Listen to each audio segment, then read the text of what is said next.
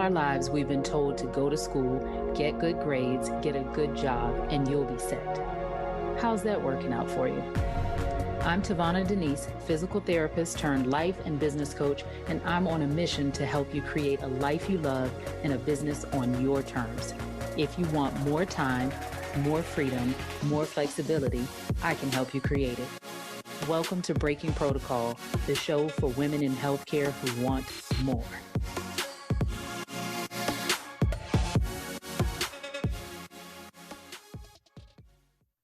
I have a big treat for you today because I am joined by Brenda Lomeli, master life coach and certified holistic nutritionist and former occupational therapist. Over the past few years, Brenda has helped hundreds of women create a loving and empowered relationship with food and their weight, helping women create results they love on their own terms. She left her full-time career as an occupational therapist 4 years ago to pursue her dream as an entrepreneur, building a multiple six-figure business, soon to be seven figures, doing what she is determined to do: equip millions of women from all walks of life to completely put an end to their struggle with weight. Brenda, thank you so much for being here. Oh my gosh, I'm so excited. Honestly, I'm really, really excited for our conversation. So thank you for having me.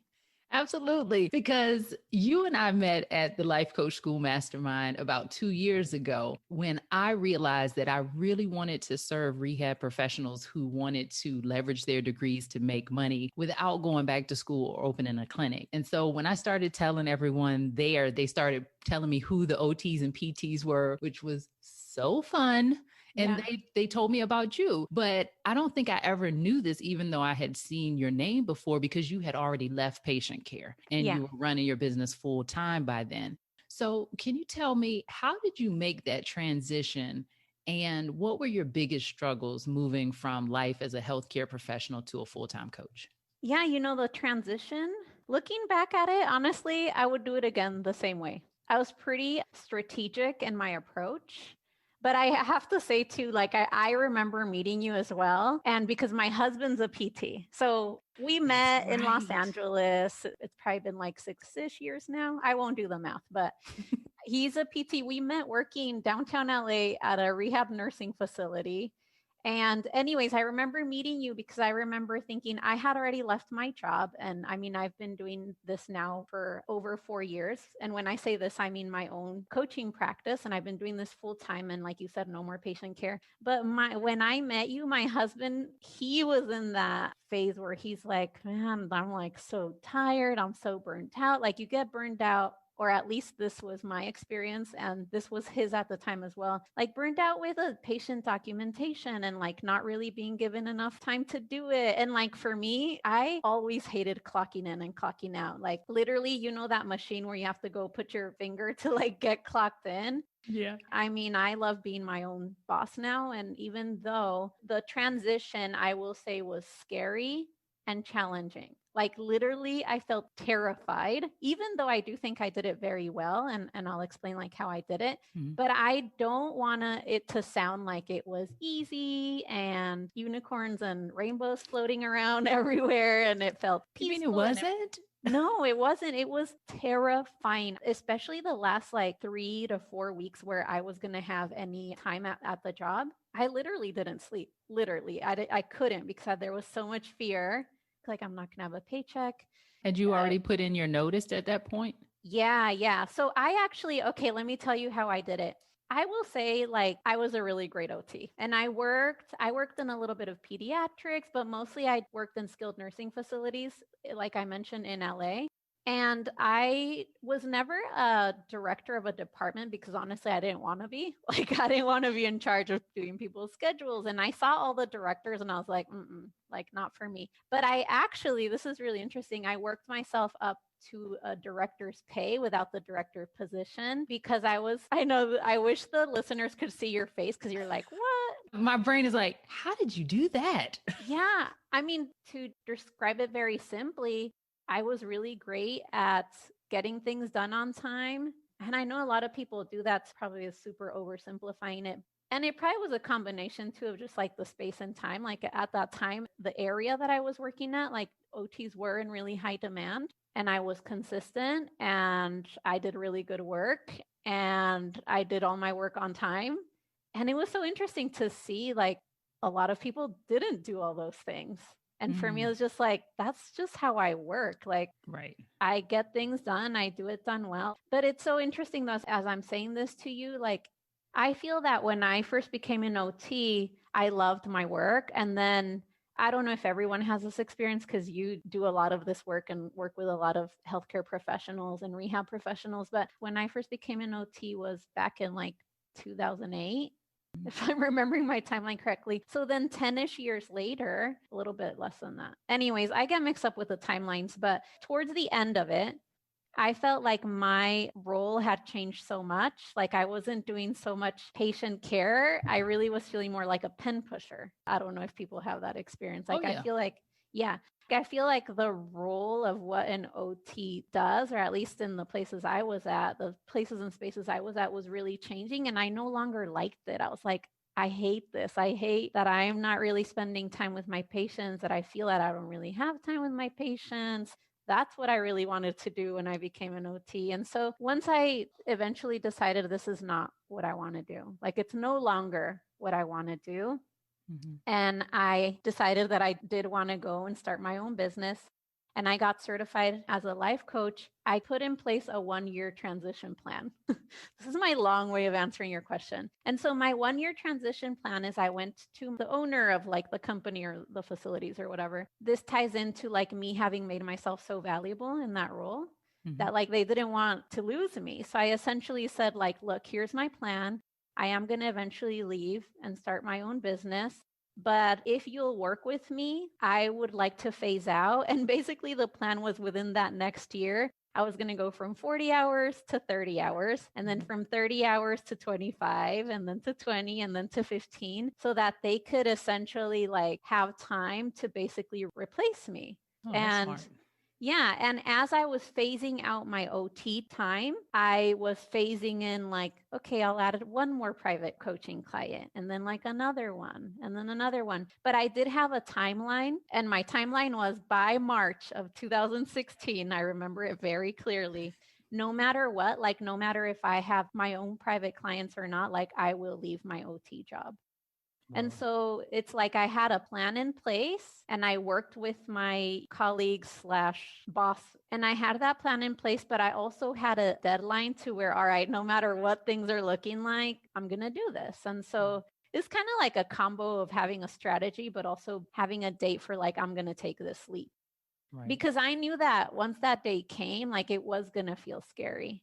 No matter how much of a plan I had made, it was still going to feel scary because I was going to go into doing something totally new. Like it was such an odd feeling, like not having to go to work and like clock in. Here I am at home and doing my work from home. It's such a new thing. It's like uncharted territory. So yeah, that's essentially was my transition plan. What was And the scariest part for you about, like, you had made up your mind in yeah, I March had made up my 2016 it mind. was happening. But Yeah. like the weeks prior to, when your heart was beating hard and you couldn't sleep, what was going through your mind? What was the scariest part for you?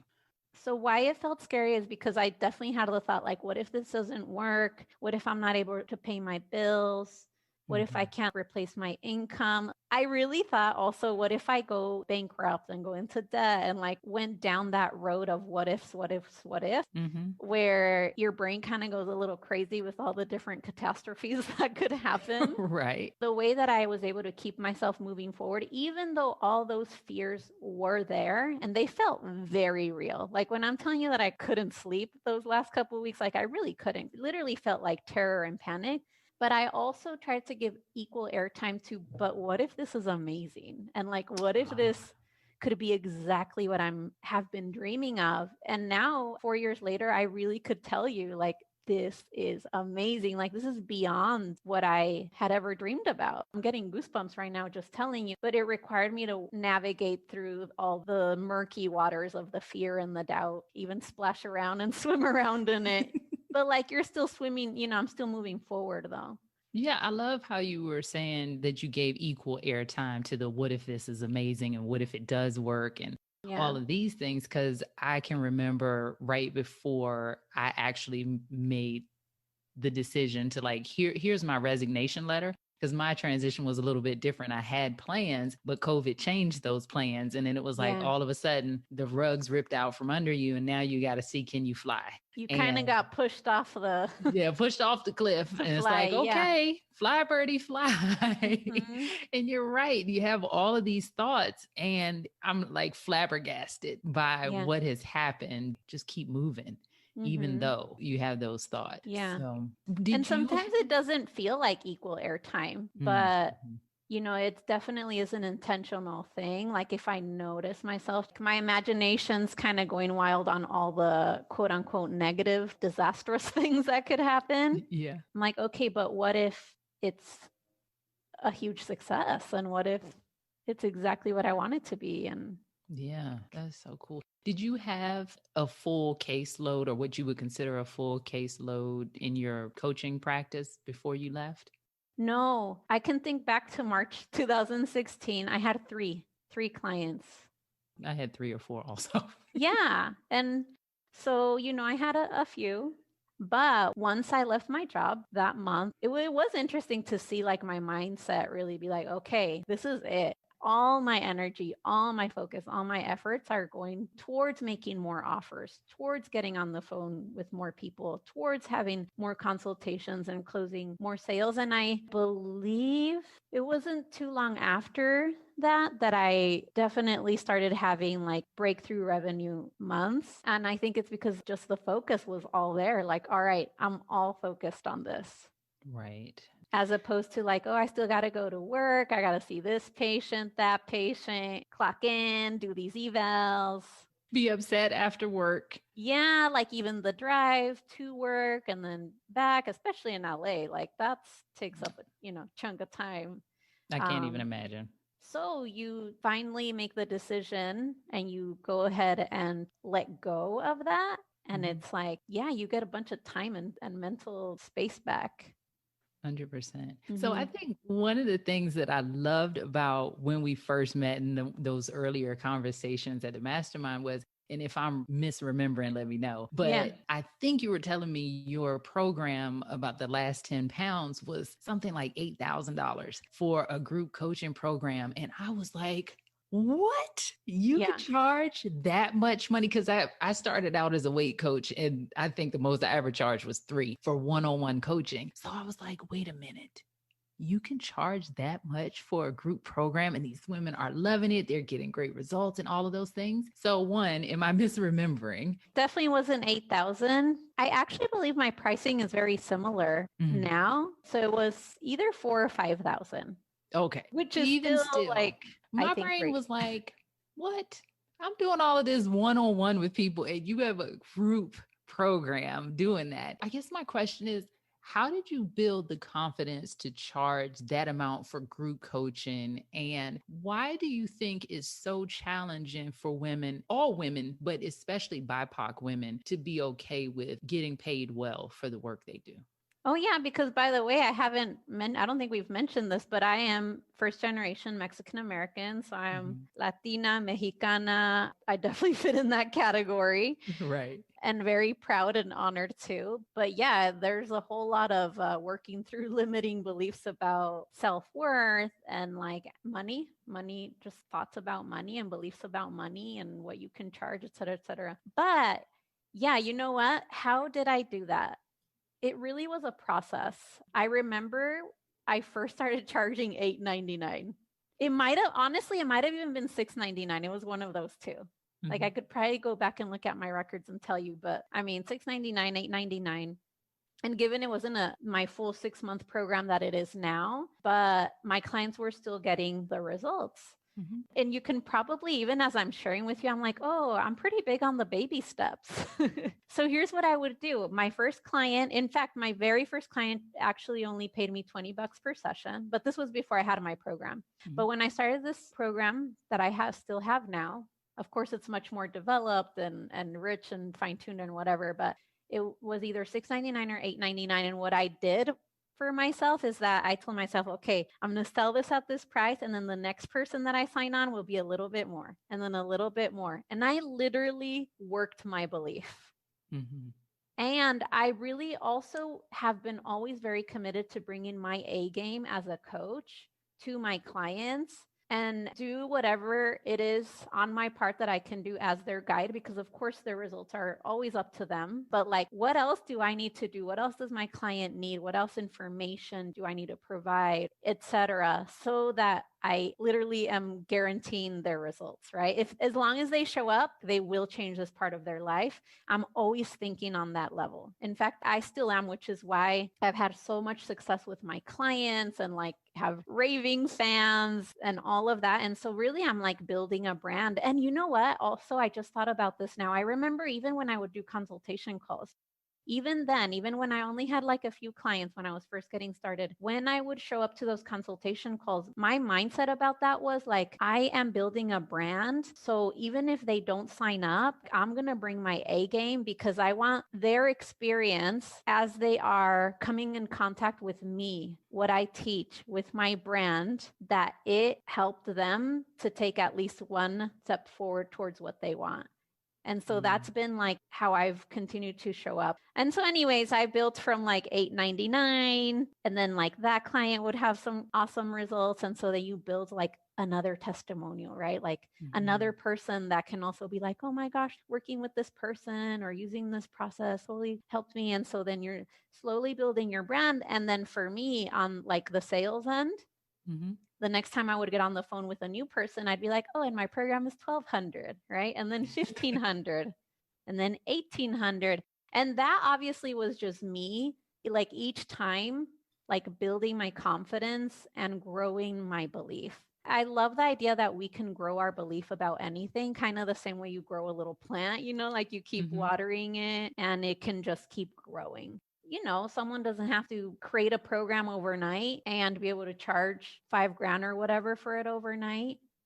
I mean, they could. That's not the way it happened for me. And I think from observing other people as well, like that's not the way it usually happens. It usually Ever. does happen where, like, you know, I did so much one on one coaching before I ever had a group or an actual program with curriculum. And like, I just recently created my actual proprietary framework, which is so awesome. But like there's been a lot of learning along the way. Yeah, it's like a continuum. You just continue to build your confidence.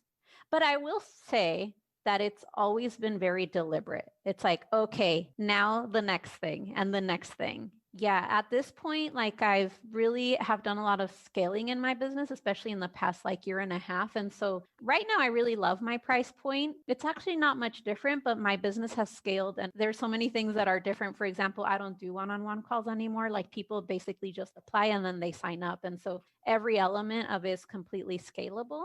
And so at that same price point, I'm able to serve a lot more people with much less of my time invested, if that makes sense. And so Makes perfect sense. yeah. Right, but I love how you said deliberate, but one of my favorite phrases like slow walking things. So Yeah. you look at it, you up level to the next. And I appreciate you so much talking about what it was like for you in the beginning, but because so many people look at, and you and I are not even finished products, but they look at us and they're like, oh, this is the finished product. So I must either do what they're doing or I can't do it at all.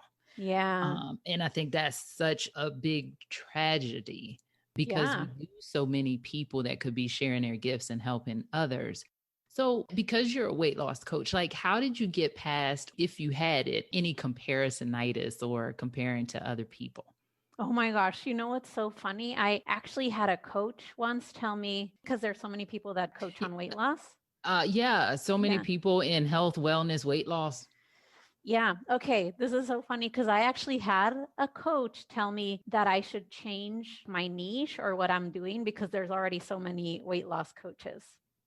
And I was like, no, I'm not going to change what I'm doing. And the thing is, like, my work that I do is it's very mission driven. Like, there's a reason that I do what I do. It's not just because I want to make money, although obviously I have been very committed and strategic about doing so, right? And like my growth as an entrepreneur and a businesswoman, and that will continue to be so. But the reason that I even like had the courage to leave my job is because my reason for doing so was so compelling because of my own personal experience. Like I struggled with my weight and with food for a couple decades. And like just to give you a little snapshot of what I mean by that, at my heaviest I weighed almost 200 pounds, 197 actually. Mhm. And I am not a tall person by any means. So here's the thing, like 197 for different people can mean different things, but like I remember that did not feel good for me. In fact, I remember being in a parking lot. I mean, really, it was like a rock bottom moment for me. And it was also like an aha moment, like something needs to change. I remember being in a parking lot and I needed to tie my shoe and I was about to get out of my car and I Mhm. literally couldn't really breathe and I felt just like I couldn't even really tie my shoe. Like it was hard to tie my shoe.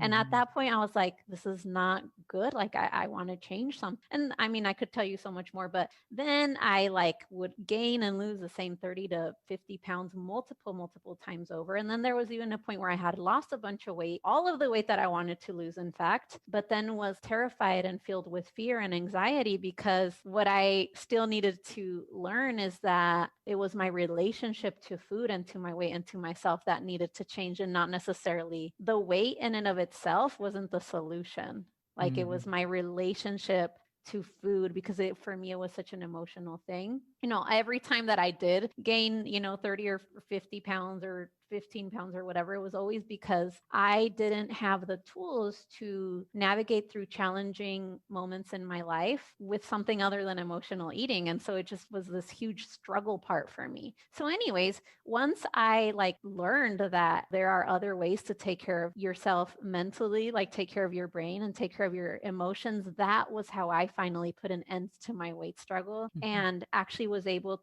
to change that part of my life. And so when someone says to me like, "Oh, maybe you should pick another thing because there's already too many coaches that do this." I'm like, no, I am on a mission here. I Right. struggled with this for decades and I have found a solution and I'm on a mission to help other women. And so my personal goals as an entrepreneur to reach certain revenues, et cetera, is like a fun thing for me. And it keeps me Mhm. growing and evolving, which I love. But what I teach on and the work that I'm doing, I mean, I really feel like it's a part of why I'm here. It doesn't matter to me how many other people are doing it because this is what I want to do. And just more recently, in the past year and a half or so, another answer that I'll add on to that is yeah, there are a lot of people doing it, but no one else can speak on it like me. Specifically, we're talking BIPOC Mhm. as a woman of color, like, there are a lot of women in the wellness space, especially that don't look like me. I mean, it's a space that I think, I mean, I don't know if you have a similar perspective or experience, but I think can feel very like monochromatic, like Yes. kind of same color, to put it simply. And I'm like, I actually can't think of any other person that teaches on weight loss process that is empowering in the way that I do. Like as a Latina and first generation Mexican American, like there's so much about food that is so cultural and there's so many traditions. Yes. That whole element, I had to tease that out for myself because I learned, so I got certified through the life coach school, as did you. And so I learned life coaching tools from Brooke Castillo, who's our mentor. Mhm. But there's this whole like part of my life that I had to go and apply the model to. And I'm talking specifically like cultural, racial, etc. That she didn't teach that to me in that area because she can't, because she is not a woman of color. And she doesn't have like all those Mexican food cultures and traditions or whatever. And so I Right. had to take the tools that she taught me or that I Mhm. learned as a life coach and then bring them into my own experience. And so to answer your question, I mean, like everyone's so different. The answer is twofold, is like I'm on a mission, so it doesn't matter who else is doing it Mhm. because this is something that I want to do and I'm so driven to do. And also, no one else can do it and speak to it the way I'm speaking to it. And I literally see that in the statistics, like how many health and wellness coaches that that are women of color compared to the numbers of like life coaches, wellness coaches, weight coaches, etc., that aren't women of color. Like the numbers are disproportionate. Right. And I'll say too, the one last thing is that on that is that honestly, like I used to think of this piece of myself as almost like the tone police and kind of essentially whitewash the parts of me, like the way that I would really say this or teach this, because Okay. people might see it as like being tacky or cheap or ghetto and like it not be valuable. And you Hmm. know what? In the past, like especially year and a half or so, I'm like, oh no, like this is literally marketing power. Like whatever makes you different, we usually think like, oh, I need to hide that part, you know? Right. And now I'm like, no, this is literally marketing power because there are so many or areas of the marketplace that are not being served that don't feel they can relate because so and so who teaches this doesn't understand what it's like to go to a family party and like literally you're almost being bullied to like eat the food that like Yes. whatever, yeah, like whatever aunt made or whatever. And Right. like, You're going to you know, hurt their feelings. yeah, in like that very, you know, like for me, it's like that very Latin kind of family dynamic, you know, but in different cultures it's a little bit different, of course, but like I can totally speak on that. Like I had to tease that stuff out. Yeah. I had to tease that stuff out so I can teach on it. And so like now I really look at how I'm different really is my superpower. It's not something to edit Mm. or wash out Yes. or water down. And no, it's like something to turn the volume up on that.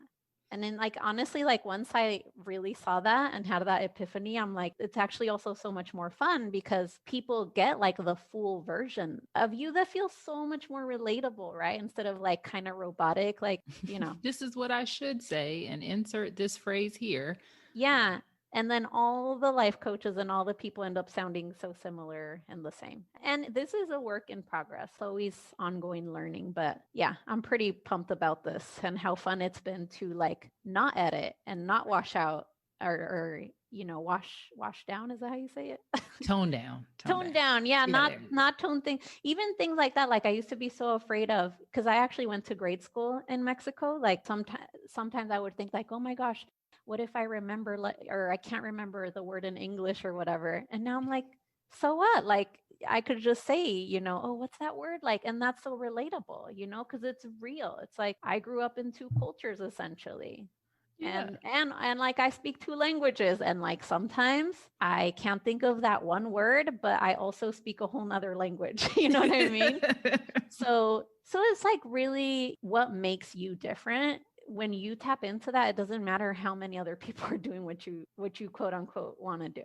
Right. You bring a flair and a personality and a culture and a background that no one else would. Maybe it's your age range where you Yeah. came from. And I love that you went there because you are so bold in some of the things you say and then the way you dress. If you have not seen Brenda's Instagram profile, you have to check it out. It's super inspiring. And it makes me think a couple of things, like where you said it's your marketing power, and you've also mentioned your brand, and that we won't go down that rabbit hole. But I do think about visibility in this Mm-hmm. case for women, Latinas, African Americans, healthcare professionals. Yeah. There are so many messages telling us to be quiet, to be good, to dress a certain way, to Yeah. present a certain way in public. So, what are your thoughts about that? And how did you overcome them so that you, like, I know you said it's a process, but if Yeah. there were like a couple of key things that you think you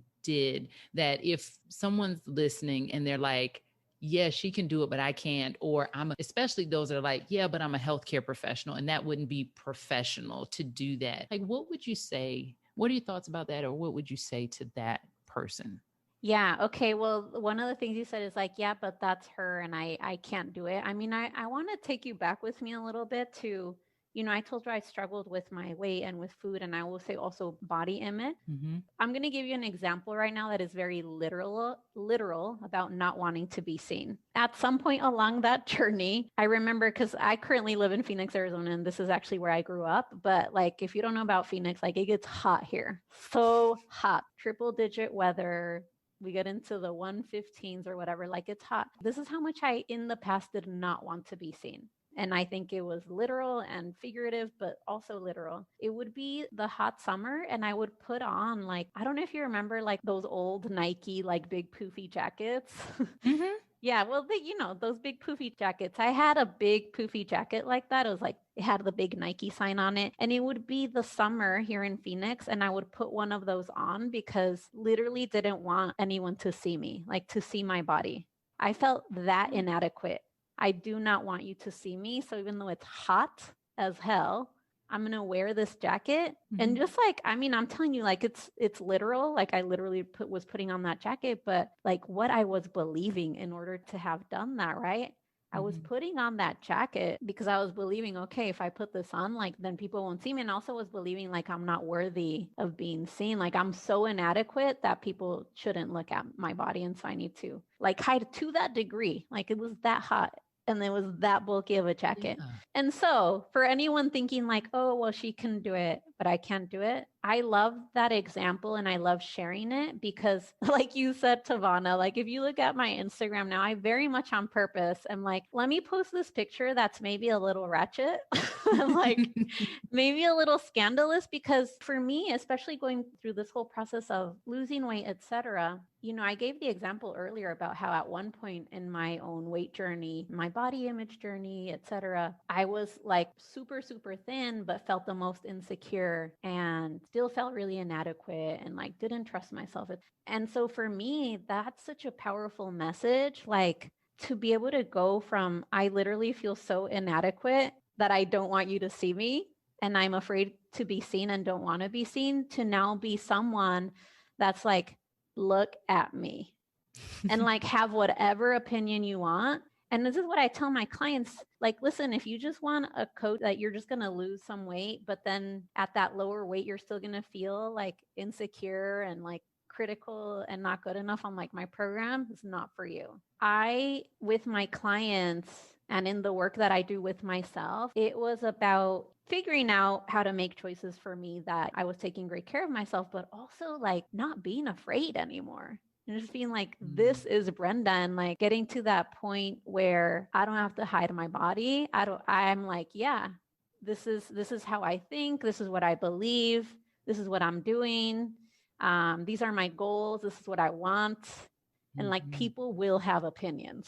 Either way, people will have opinions. I think that that's what so many women really want, that so many people really want. For me, it feels like freedom. It feels like freedom. And it feels so powerful to be like, yep, this is what I believe. This is what I want. This is what I'm doing. This is me in short shorts. Like, this is me in whatever. Like, I'm not hiding my body. I'm also not going to hide my goals. I'm not going to hide my message. I'm not going to hide what I believe. I think that's the being seen. It's like that. It really is a lot of having your own back. Because like, if I'm good with all of it, then people can have opinions and that's fine. And I think even for me personally, I would hear Brooke and I would hear you and I would hear other people say, have your own back. And I'm like, what the heck does that mean? Yeah. How the heck do you do that? Yeah. It's really just one of those things where you just decide. Yeah. Whatever I say goes, and it's okay. Because I guess the only other way to say it is I have my own back.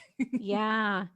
Yeah. And one thing I've been observing too is 2020 has been like, I mean, at least this is what I've observed. It's been such a year of this where, and I know like people say, there's so much division, like it's been so divisive or whatever. I totally see that, by the way. I also see how like brands, I'm talking from the brand perspective, brands have had to take a stand on stuff. Brands have had to take a stand because there's all these different issues and perspectives and things. Like things that normally you could just be like, oh, we just are not going to talk about that. Right. Now it's like, no, like, what is your perspective? What is your stand, right? Like people want to know, because also like I may or may not buy from you depending on what your stand is on that issue. I actually think this has been really cool to see this from brands.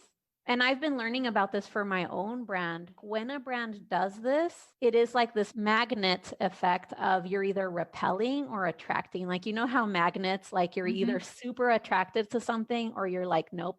Like, right. repel, You can't force them to touch. Yeah. Yeah, that's what one thing that I think has been really cool. Like I can geek out on the business, like the marketing branding stuff this year. Even Sesame Street. Yeah, okay, that's an example. I remember Sesame Street took a stand on like the racial justice issues. Like I remember on Instagram they made this post. I can't remember what they said, but I was like, "Hell yeah, that's awesome. Like good for you, Sesame Street." And it might be something that, maybe they wouldn't have really stated before, but like they make that statement, they take a stand, and then their audience might be like, I now love Sesame Street even more. That was me. But then some other people might be like, you know what? We're not watching Sesame Street anymore. you know? And that's fine too. Yeah. And so all of that to say, Tavana, is that, when you're building your own thing, what I've really learned is that visibility and that willingness to take a stand on, you get to decide what you take a stand on, of course. Mhm. But it's like staying neutral on everything and wanting to people please everyone and almost be like very vanilla about everything, which is what I tried to do in the beginning because I am in the past have been for sure like a people pleaser. And now it's like, no, that doesn't work, especially not for business. It doesn't repel people, but it also doesn't have that magnetic appeal. What are you about?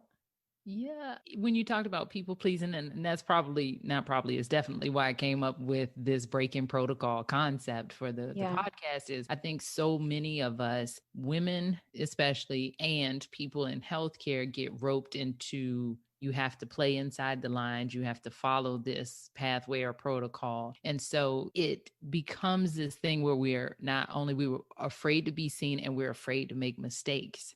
And so Yeah. I think that's why a lot of people want to, quote, play it safe and do the vanilla and try to please everybody. So, what do you think we could do if we're afraid of making mistakes? But obviously, you, for a branding perspective and having the marketing power that you talked about, you really need to be your 100% authentic self. What could people do?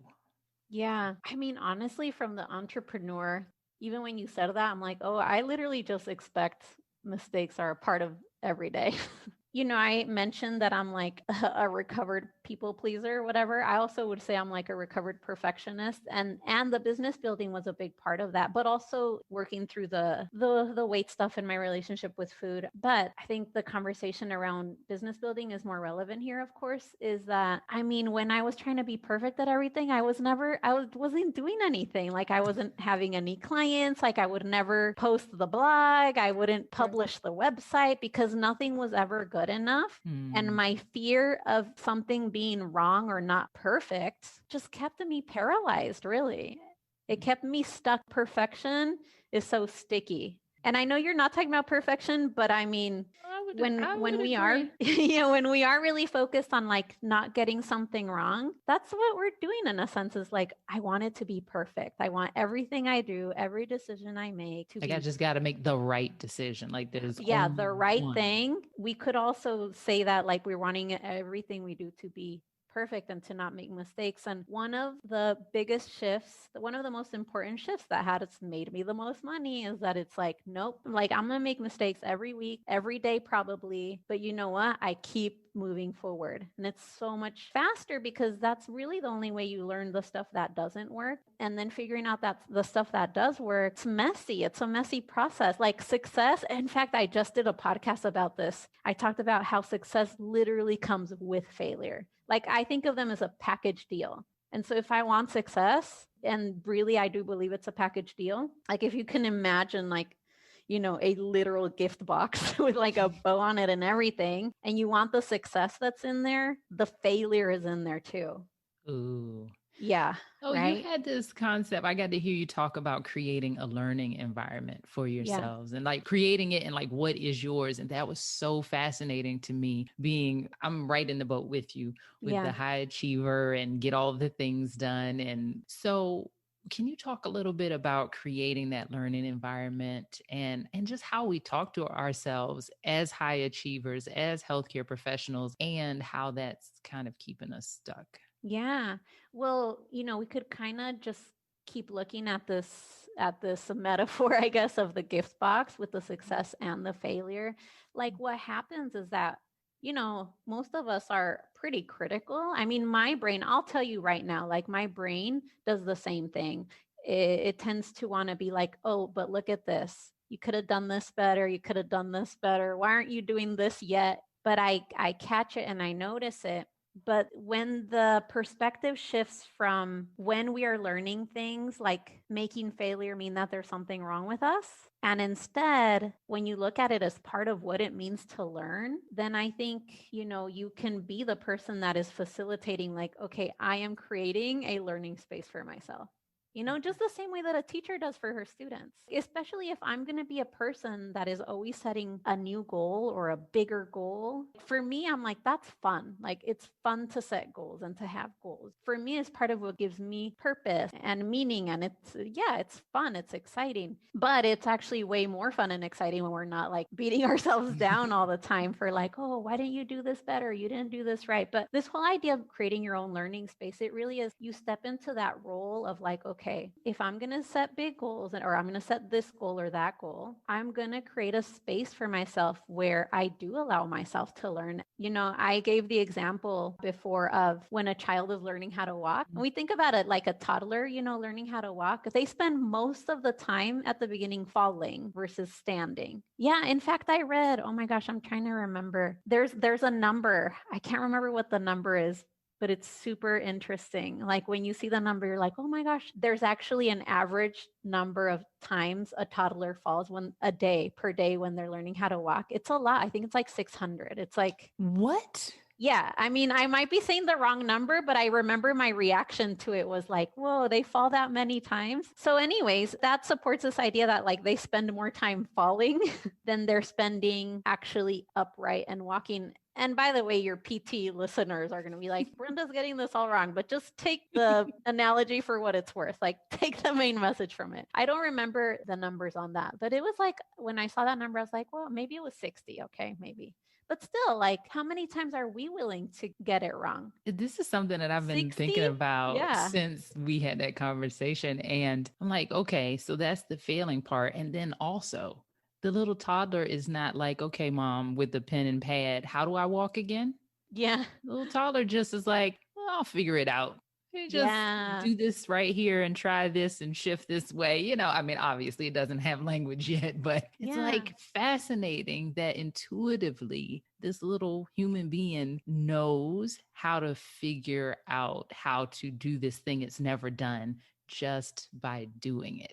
Oh my gosh. Yeah, exactly. So you just said it, right? Like, we learn things by doing them. So if you're going to learn to be an entrepreneur, we learn entrepreneurship by doing it. And of course, we can have teachers and mentors and join masterminds and hire coaches. And I mean, I'm a coach, so I believe in that. I always have like at least 2 coaches, right, at any given time. Right. But I love what you said. Like, they're not there with a notebook, in the sense of we can have mentors and coaches, etc. But still, the only way you're going to learn it for you is by doing it. You can't bypass the doing it part. Right. Or the failing part, because it comes with the success. And so this idea of creating your own learning spaces, it is like, okay, if I've decided I'm going to learn the skill of entrepreneurship, of running a business, or whatever it is, or maybe you're just shifting something in your career, or like stepping into a new position, like whatever it might be, what kind of space am I going to create for myself as I learn?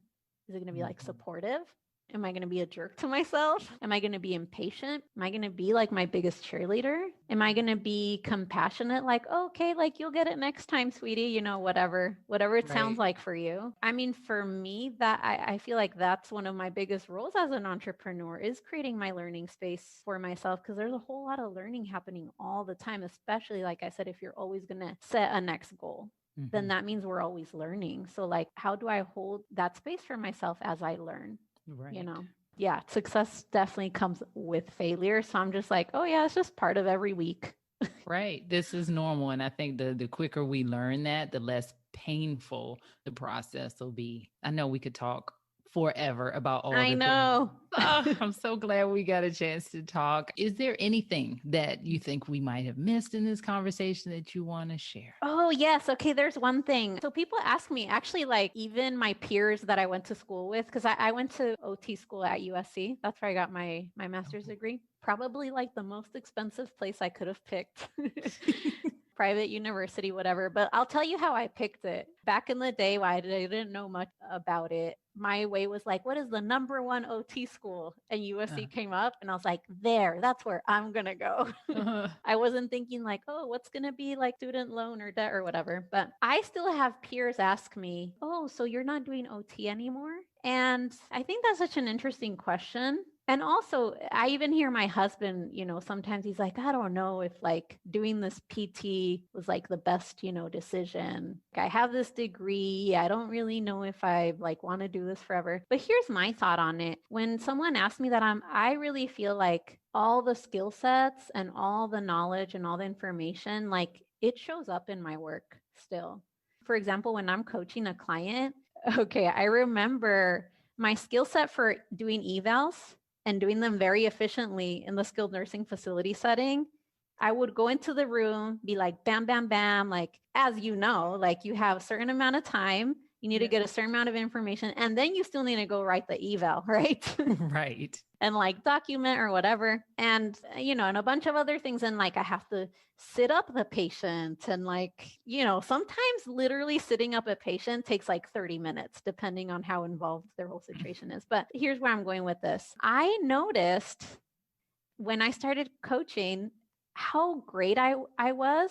And I didn't even really connect it until once I got into coaching. How great I was is like, when I have a client come to me with something they're, trying to figure out, I'm really good at like, bam, bam, bam, give me the data. Let's look at the information, like really dialing in at like, essentially I'm evaluating. And so obviously I learned a bunch of skill sets when I got certified as a life coach, but I already had a bunch of skill sets. And so when people ask me like, oh, so you're not an OT anymore, I really believe like I have those skill sets. In fact, on my website, I'm like refreshing my website right now.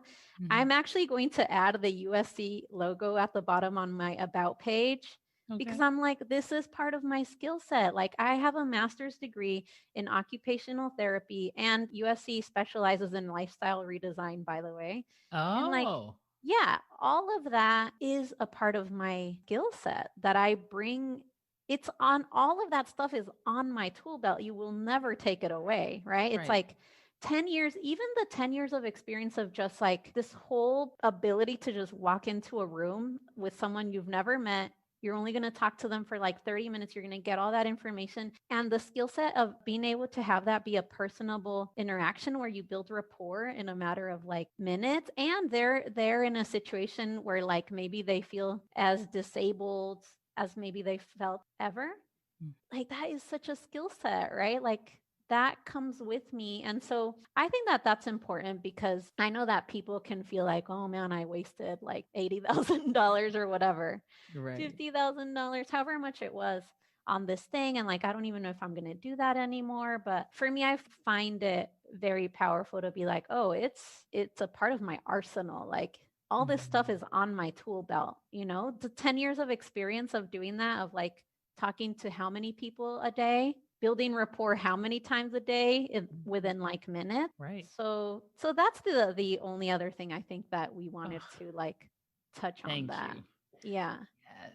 So good. So tell the people where they can find you, follow you, join your program. Tell us all the things. Probably the best place would be on my podcast. I have a podcast I've been doing for 4 years now. It's called How to Lose the Last 10 Pounds. So it's pretty just clear. And so there's over 200 episodes there now. So if you like to binge on podcasts, there you go. And then also if you're someone that has struggled with your relationship to food, to weight loss, etc., you can go to my website, brendalomelli.com/apply, or just go to my website and you can look at that and see if that's something that might be a great match for you. But even, you know what else, Tavana, like, especially since your audience, I think from what we talked about, are healthcare professionals that are like building their own thing or wanting to, you could even just go check out my website to see an example of like, what does it sound like for someone that has built their own thing, and even specifically like a woman of color that's like doing it in her own way. What does that sound like? What could it maybe look like? that maybe is different than something you've seen before, like you can just go over there and like absorb whatever might be valuable in that way. You know, I think that's really important. I don't feel that I had a lot of examples of that to look at. And so, you know, that's one of the things that motivates me. Is like, I want to be an example of that, even if it sometimes is scary. Yeah, even if sometimes, you know, or not sometimes, even if people will judge and have opinions, because on the flip side of that, this, you know, for so many people is like exactly what they're wanting and needing, you know? And so anyways, those are the two places where they can find me. Awesome. Well, thank you again so much for being here. And if you're wanting help on the business side of things, go to TavanaDenise.com/momentum, and I will see you there.